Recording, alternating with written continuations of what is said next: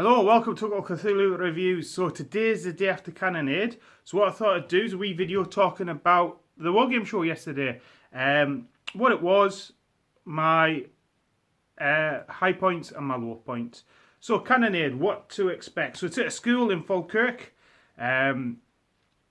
It's basically a gym hall and the school dinner hall have both got games in the middle, traders around the outside, a fairly traditional war game show setup. The corridor in between is games and traders as well. It works actually quite well.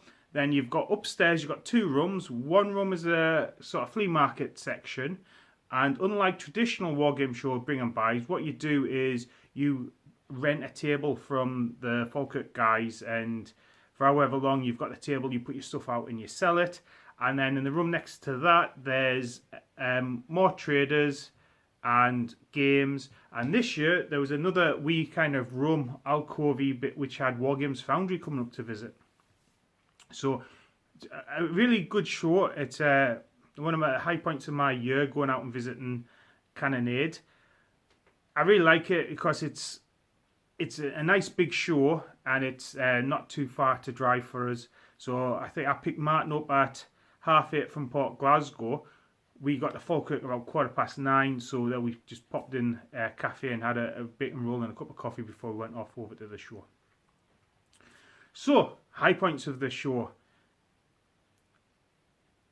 First up, the games. So, the boards this year I thought were really good. Some really nice standout boards. There's really nice, it was more demonstration than a game, which was dinosaurs, pirates, krakens, you name it. From them sort of tropes, it was on the board. It was really nice to look at. Anything with a giant kraken coming out of the sea, as you expect with a name like Cthulhu, I'd be loving. There's a really nice Napoleonic warship game which used bigger models than the sort of traditional 1/1200th scale. That was pretty stunning, and I really liked there was like a Sudan game going on with like a fort and a residency, a river, a gunboat, and out in the desert, a British square sailed by Sudanese forces, which I really liked. A Stalingrad board really stood out, and there was a lot of they obviously set up the board and then put a lot of wee bricks down everywhere, so it looked like a proper urban battlefield, and the miniatures kind of almost blended into the board, and it was a battle for the tank factory. That was really good. The guys from Gurik were there. They always put on a really nice 15mm. They did Poland invaded, and they always put on a massive board. I don't know how many doormats had been cut up for this game for the different fields and stuff they had, but it looked really good. Meeting up with people I knew was another high point. Going around, and actually the show both feels big and small. So in the afternoon, about 1-2 o'clock, I was bumping into people who'd said that they'd been there since 10 this morning, and I'd been there since 10 this morning and I hadn't seen them. So that's the kind of feel of the show. So catch up with a few people.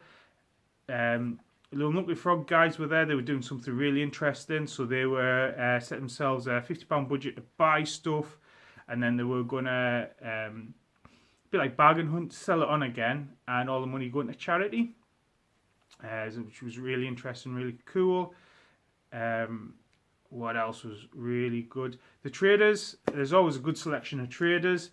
Getting around, seeing people, and actually chatting to the guys that you buy stuff from as well. So I'd spent a lot of time looking online at the sort of stuff I wanted, and it was really nice to put a face to businesses. Special shout out to go to the Old Glory guys who were really friendly, the Foyer guys who were really friendly, Pendragon guys who were always really friendly. It seems like I've just cherry picked the guys from the northeast of England now, the same accent as me, but there you go, there you have it. And finally, the flea market setup's really interesting because you get different stuff over the course of the day as well. So you book your pitch for, say, 2 hours, and it might only be a couple of quid an hour.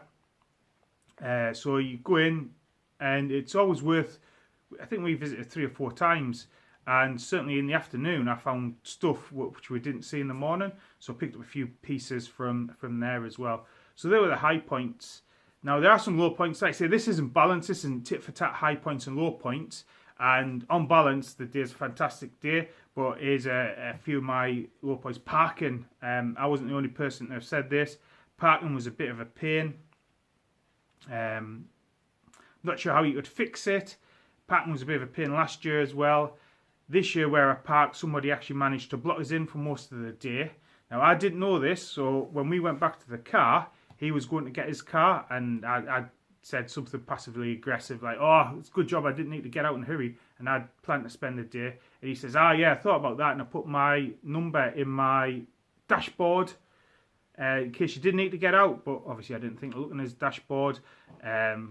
So anyway, parking. So I probably owe somebody a bit of an apology for that. I don't think it was that much of a big confrontation, but I was a bit miffed. Caliver Books and the other bookseller that's normally there weren't there. I do like rummaging through books, looking at Offsprays, and I did pick up some Offsprays and books, but Caliver Books, one of the things I actually went for was the Black Powder French Indian War supplement, and Warlord didn't seem to have it, and generally my go-to place would have then been Caliver Books, but they didn't have it either. What else? Not a lot else. There's a few minor things about not being able to find different stalls. Maybe it's because I didn't have like signage, because I had a list of like various different models I wanted to go and look at. Yeah, other than those minor things, we gripe about Warlord games. Salute, obviously they took things to display models, and so what they had at Cannonade is just basically a store with their models for sale, and that was it. There was no showing off new stuff.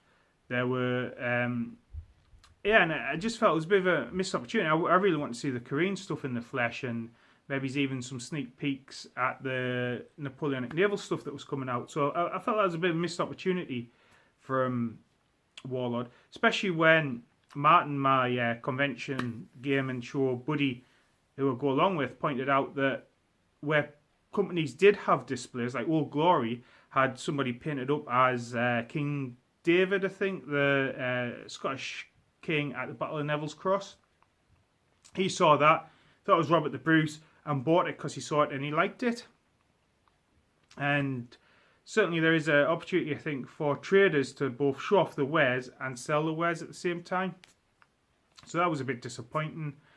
And Foundry, it was really cool to see Foundry up, see Foundry range. What I wanted to go and buy was some gang street violence blisters. I'd set aside £40-50 to get some 4 or 5 blisters of street violence, and they weren't available on the day. It was just the historical ranges. Still really nice to see, but a wee bit disappointing for me. I know Martin picked up some Vikings from them as well. So on balance, it's a really good show. It's one of my favourite shows. It is just games, both demonstration and participation games, and traders with the flea market. And there's a painting competition. Didn't really get a chance to look at the painting competition. Unlike, say, other shows that might do different competitions and stuff as well, it is just a wargame show. So I definitely go back again, and one of the things I do before I go to show is save up a bit of a slush fund so I can just spend my money how I want. And I bought quite a bit of stuff, so my follow-up video to this was me going to be showing off what I bought on the day. The other thing that came up from yesterday was the idea for a couple of videos. Well, one I've got sorted out to do, which is what is the relevance of the wargame show in the modern digital age.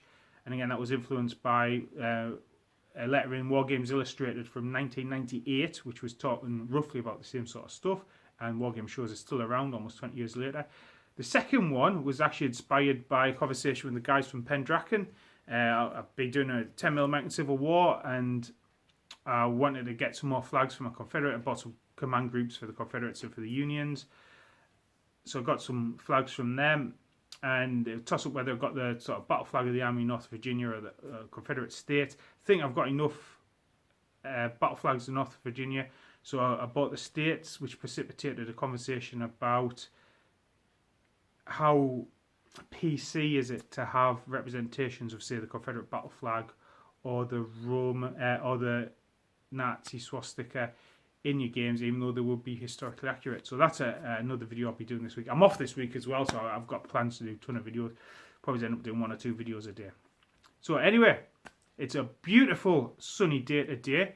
I've got a bit of driving to do, and I've got a ton of stuff to get undercoated as well. So that's my plans for the day. I'm hoping you had a good one. If you went to Cannonade, tell us what your thoughts were. What were your high points? What were your low points? But for now, it's goodbye from Uncle Cthulhu. You have a good one. Bye.